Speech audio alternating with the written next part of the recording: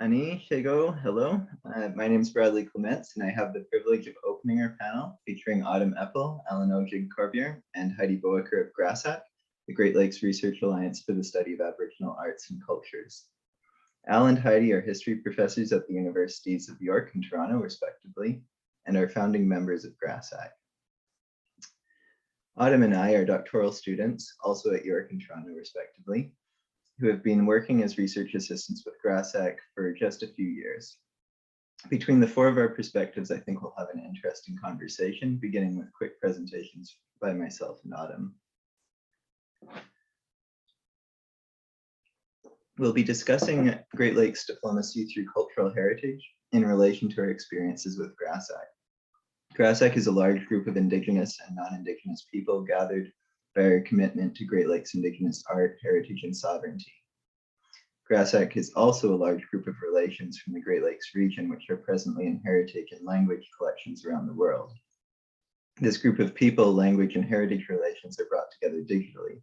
Over 22,000 language and heritage items and 750 people are joined by a digital database called the GRASAC Knowledge Sharing System, or GKS.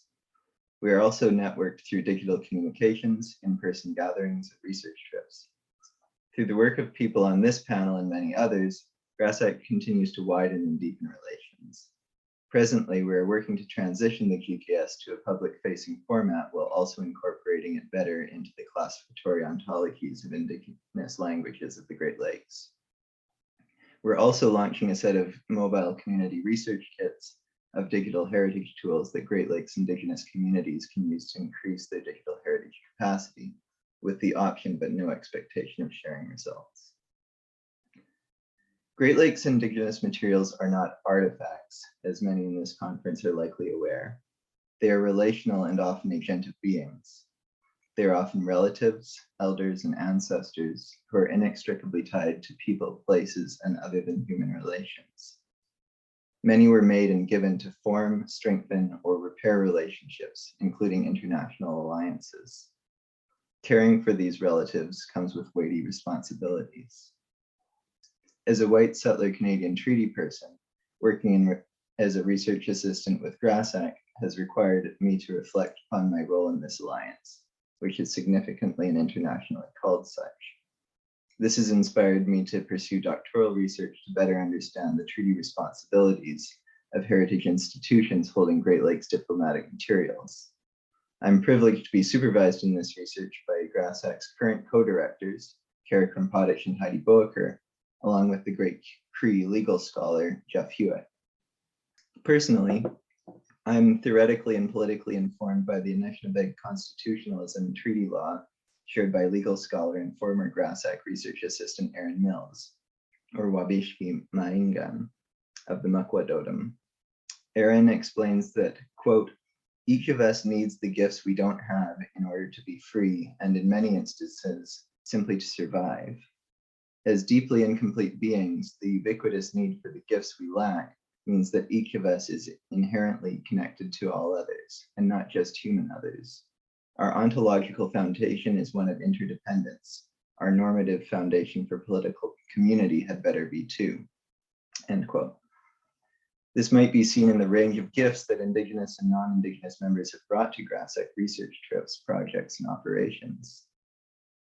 The ethic that Aaron describes is also evident in the narrative of GRASAC's origins shared by our co-founder, Ruth Phillips. She explained to me that she, quote, had a number of really remarkable opportunities to visit museum collections all over the world and had more and more images of collection items on slides piling up in filing cabinets, but it was very hard to make them available to anyone else. And as work with communities and collaborative models developed, and as digital media developed in the same period, it became very much a goal to put this material into a digital form that could be shared, end quote. Contrary to much governmentality in academia, which encourages capitalist enclosure of research data, ideas, and outputs, I see many at GRASAC living a spirit of epistemic generosity, guided by Indigenous governance. I'm just beginning my research and have far more questions than answers. However, GRASAC research assistants like Autumn and I are trying to learn by doing how to better offer, reciprocate, and be responsible with gifts. One example of our work to do this is the new GRASAC Great Lakes Treaty Timeline. I first developed this timeline as a personal note-taking technique. As I read treaty history for my doctoral courses and qualifying exams, I simply added every reference to a treaty or treaty negotiation to a growing list. When I showed it to Heidi, she encouraged me to share it. And similarly to Ruth's slide collection, I had begun this resource for my own purposes. But as with her collaborative orientation, and as with Erin's insistence that we all have gifts to offer others, it was clear that this simple resource would be better if shared. Having done so, other GRASAC RAs, Autumn Epple, Sheila Weisk, Amelia Healy, and Aidan Mitchell-Baudreau, have added their own research to the resource with enthusiasm and dedication that it's been a real joy to be part of.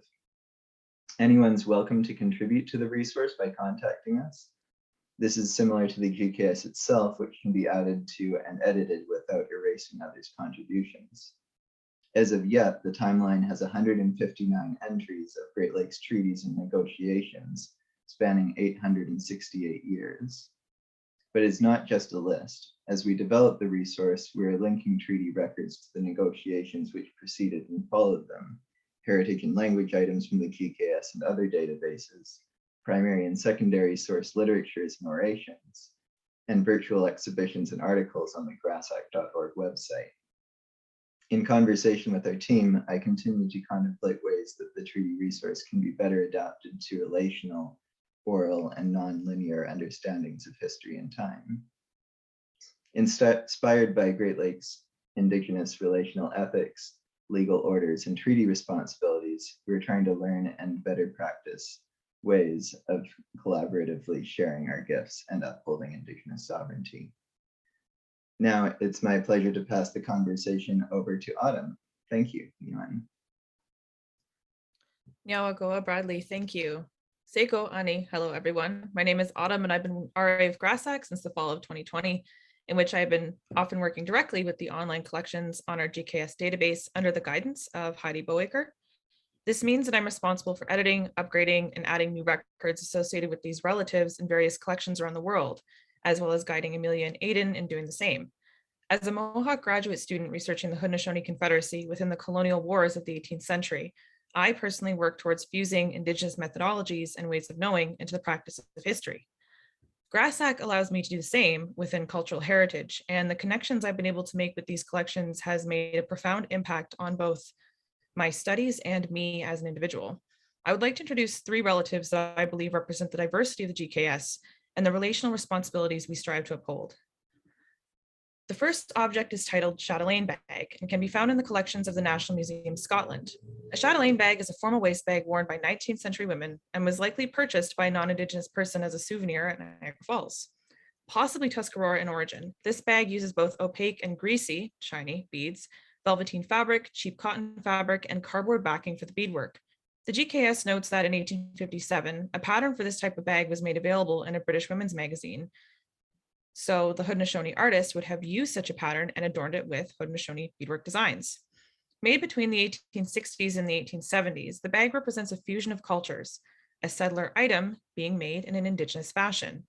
It shows the ability of Indigenous women to adapt for survival and using their skills to provide for their families and participate in what is known as tourist crafts, a response to a public appreciation and demand for Indigenous art. The original buyer of the bag would have been on a leisure trip to Niagara Falls when they purchased it, whereas the artist who made it likely did not experience such luxury. Both the artist who carefully made this bag and the woman who purchased it and wore it were probably proud of it for very different reasons. The second object is much older than the last and bears the name Sash of Metacome. The narrow sash is made from red wool that incorporates blue wool and nearly 1,900 white glass beads embroidered using plant fiber to create a curvilinear design. The selvages, or the edges of the fabric, which include wax resist lines, are visible at the edge of the belt. Many beads are missing, and the sash dates to the mid to late 17th century. I encountered this object through the collections of the Peabody Museum of Archaeology and Ethnology at Harvard, and unlike the chatelaine bag, this relative is not that far away from their home. This sash is attributed to Wampanoag leader Metacome, known commonly by the English name King Philip. Metacome was part of King Philip's War, an armed conflict that took place from 1675 to 1678 between various settlers in New England and their Indigenous allies and the Indigenous inhabitants of the area. Metacome's participation came from the continuous expansion of Puritan settlements, which was encroaching on the territory he and his people lived on, and the strain of multiple kinship relations due to the efforts of settlers towards Christianizing Indigenous communities. This war was one of the most violent and traumatic wars of the era, taking place at the same time as the Beaver Wars in the Great Lakes, and resulted in Metacome's assassination. Knowing that after his death, Metacome was stripped of his regalia by the English, the 19th century label on the sash that states Belt of the Indian King Philip raises many concerns beyond just legitimacy. An object that is connected to such an emotional and historic event requires special attention, as Metacome and Indigenous peoples like him have often been misrepresented in the historical record as well as within museums. Understanding this, I took special care in researching the story of Metacome for the GKS. This relative represents a painful history within cultural heritage, but also the possibility of healing through collaboration. I also feel I have an additional responsibility of ensuring respect to Metacome and the sash, as both an Indigenous professional and the descendant of ancestors who fought in these world-changing wars. The final object I wish to speak about relates to both the chatelaine bag and Metacome's sash, in that it represents a settler-Indigenous relationship, as well as an association with another decisive conflict in North American colonial history. Housed in the Royal Ontario Museum in Toronto, Ontario, this handsome brass tomahawk pipe with its detachable wood stem, fine lead mouthpiece, and sharpened edge was a gift from British Major General Sir Isaac Brock to Shawnee leader Tecumseh during the War of 1812.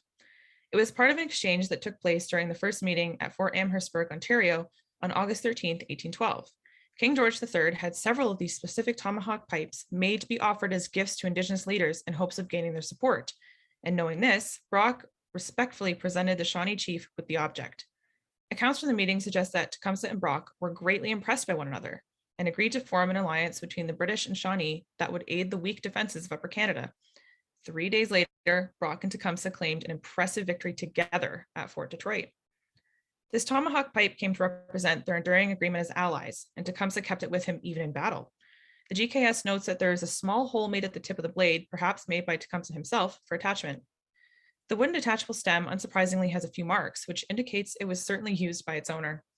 Shortly after the siege of Detroit, Brock was killed in action at Queenston Heights in October 1812, and nearly a year later, with the pipe tomahawk tucked behind his belt medal, Tecumseh also fell at the Battle of the River Thames in what is today Chatham-Kent, Ontario. Tecumseh's chief warrior, Ojiig, an Anishinaabe man and future chief of Walpole Island, carefully removed the belt medal and the pipe tomahawk for safekeeping. Tecumseh's burial place is unknown, but thanks to Ojiig's efforts, the pipe tomahawk and its story are visible and celebrated today. The life of this relative shows that despite coming from incredibly different worlds, Brock and Tecumseh were both experiencing invasion from American forces on the territories in which they lived, and is the result of a short but powerful friendship and alliance. Even after their deaths, British and Indigenous forces fought side by side to end the United States' conquest of Canada. The icon status attributed to the British Major General and Shawnee Chief is one that is easily recognized 2 centuries later, and there is no denying the spirit of strength and friendship that is still alive within this simple pipe tomahawk. Each of these relatives are represented on the GKS, not just as living beings, but beings that transcend the lines of history through the stories they hold and the space they occupy, both physically and spiritually. For Indigenous peoples, history is constantly surrounding us and part of everyday life, much like the treaty relationships GRASAC strives to uphold.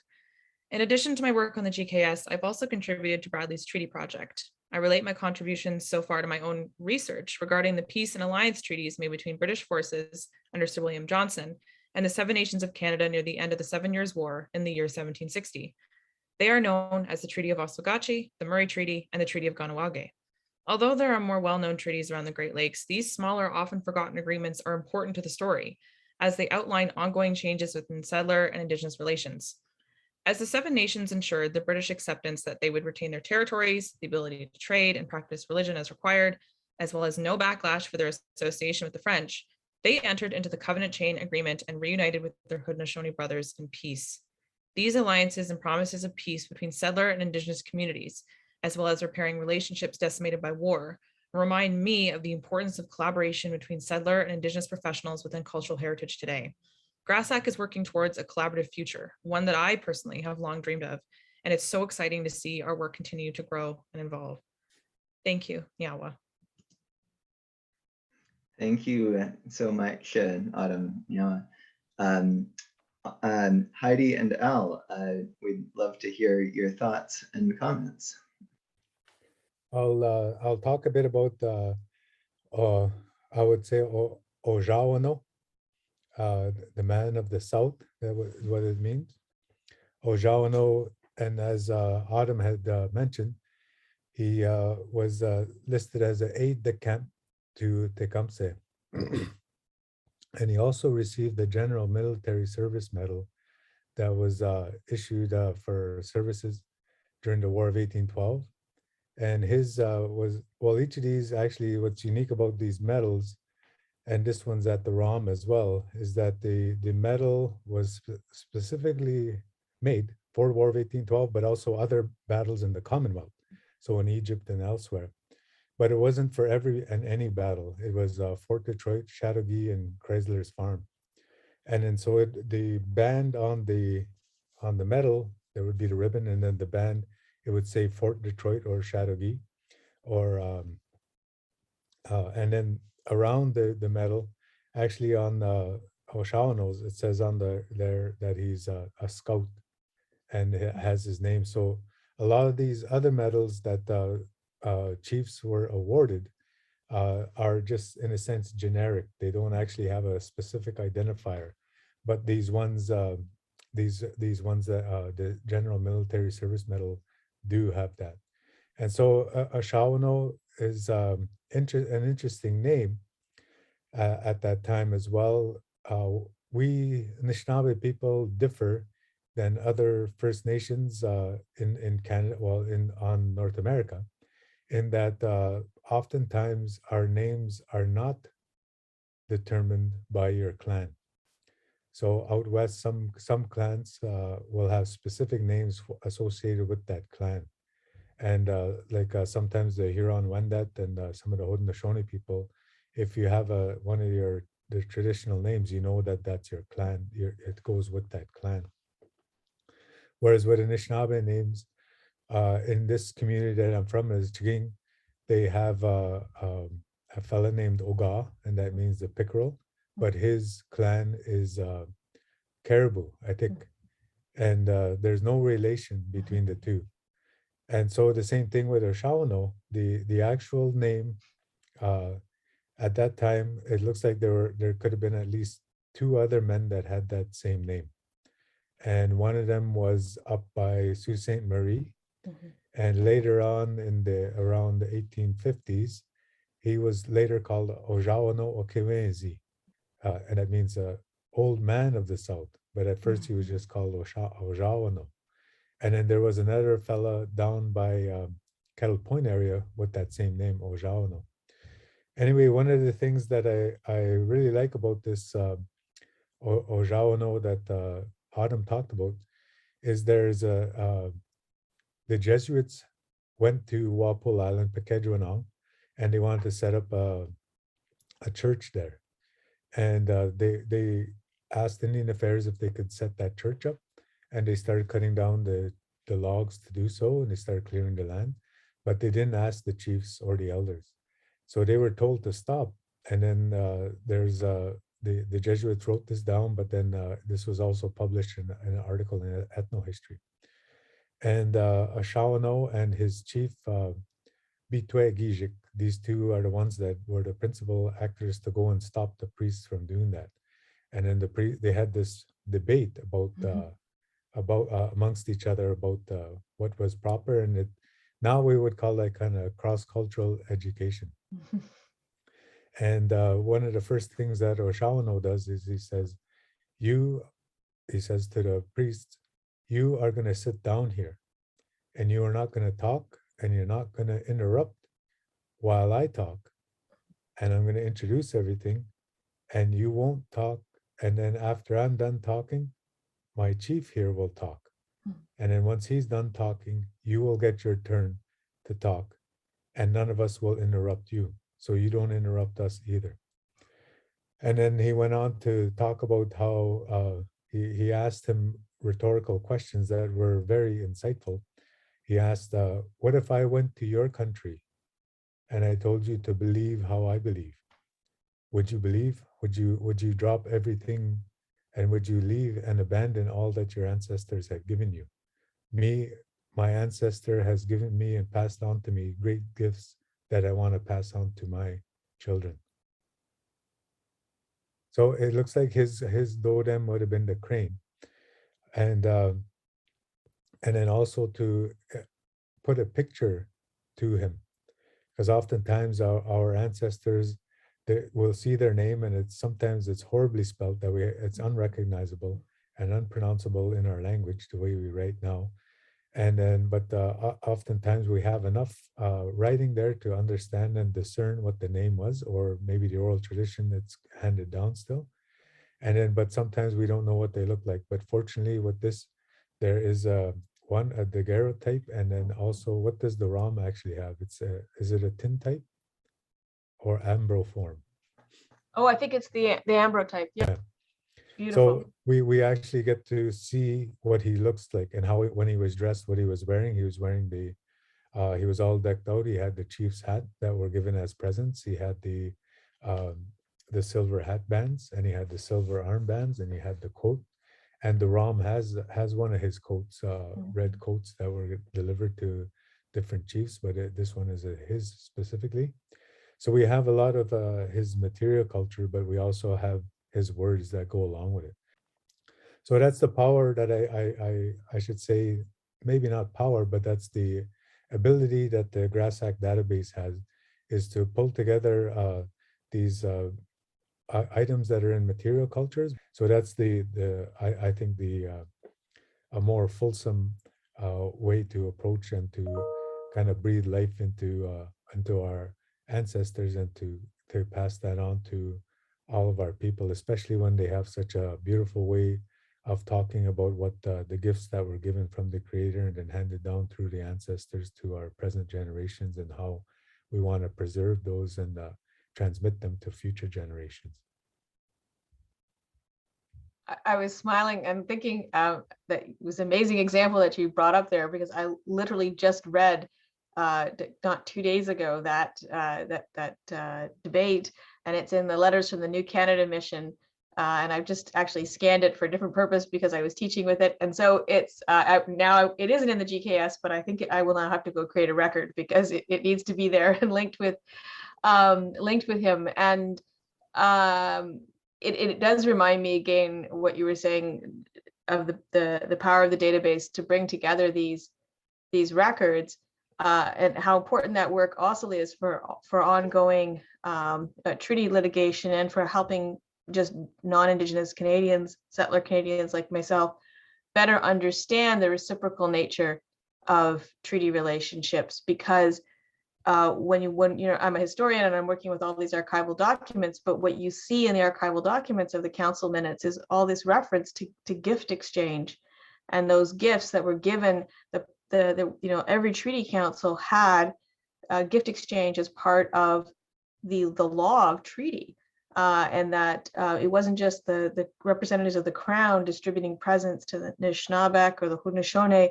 The Haudenosaunee and Anishinaabek were gifting back as well, and they were gifting back pipes, they were gifting back wampum and other items, beautiful items, bags, clothing.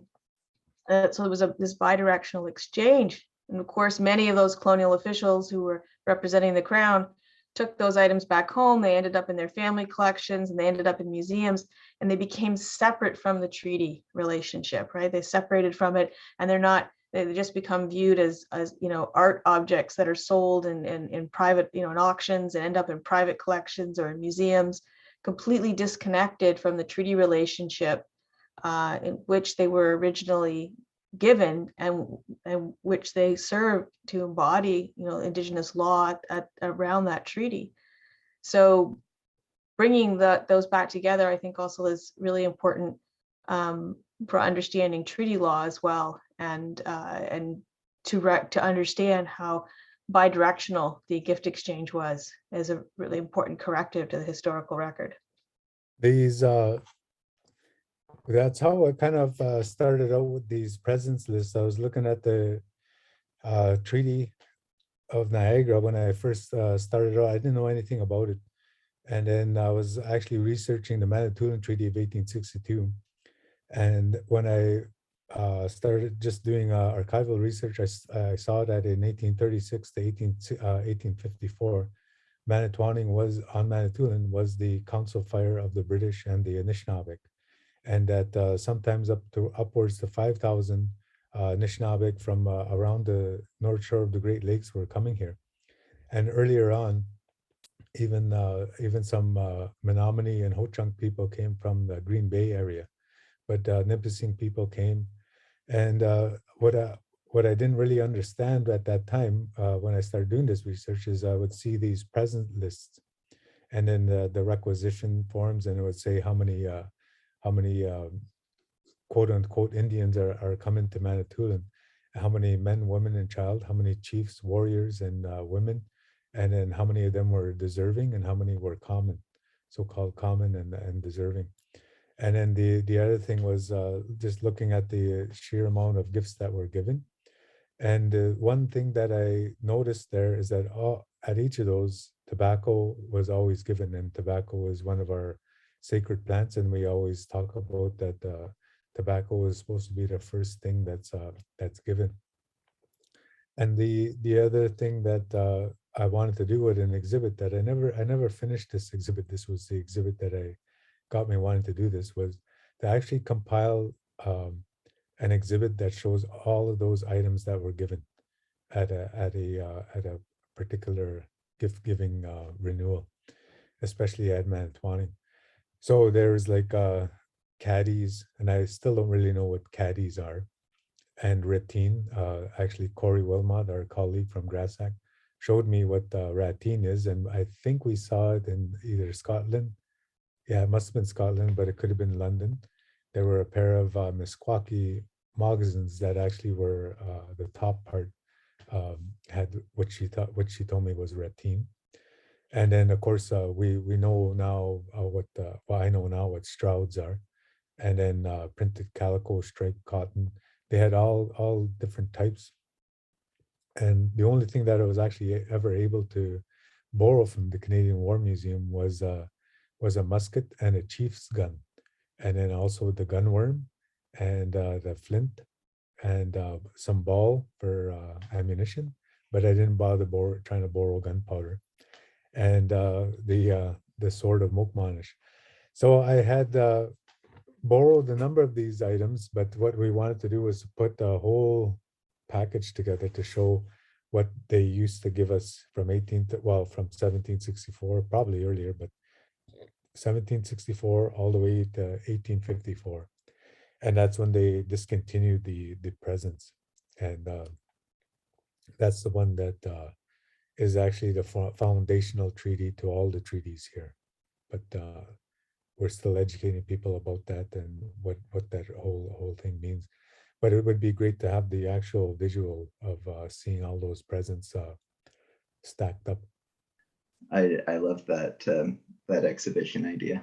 Thank you all. I think this was a really great conversation. I really appreciate your thoughts, and hopefully it'll be really interesting to everyone at the conference. Thank you, Miigwech, Niwan. Yeah, now miigwech, and have a great weekend.